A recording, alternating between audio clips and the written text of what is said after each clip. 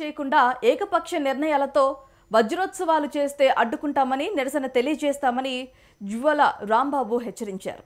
తూర్పుగోదావరి జిల్లా నిడదవోలు మున్సిపాలిటీ ఏర్పడి 60 సంవత్సరాలు అయినందువలన నిడదవోలు మున్సిపల్ చైర్మన్ భూపతి ఆదినారాయణ వజ్రోత్సవాలు చేయటం సంతోషకరమని తెలిపారు. కానీ నిడదవోలులోని స్వచ్ఛంద సేవా సంస్థలు, మాజీ చైర్మన్లు, కౌన్సిలర్లు మరియు నిడదవోలు ప్రజలందరినీ భాగస్వామ్యం చేయాలని రాంబాబు కోరారు.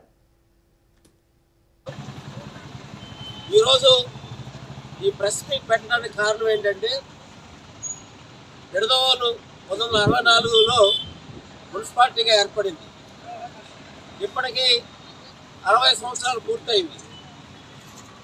ఈ 60 సంవత్సరాలు పూర్తయిన సందర్భంగా మున్సిపల్ కౌన్సిల్ డైమండ్ జూబ్లీ ఉత్సవాలు జరపాలని చెప్పేసి నిర్ణయించారు.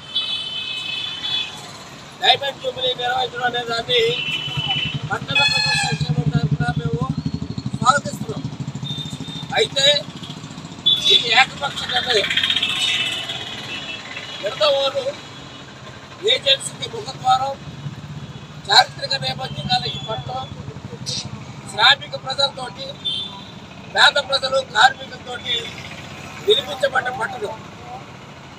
అలాగే మున్సిపాలిటీకి ఏర్పడిన తర్వాత అనేక రాజకీయ పార్టీలు, ప్రముఖులు, పట్టణ సేవా సమితి, పట్టణ పౌర సమితి, మధ్యలో ఎర్రజెండా కూడా ఒక 5 సంవత్సరాల పాటు ఈ నిడదవోలుని పరిపాలన చేసిన సమయం అందరికీ తెలిసిందే.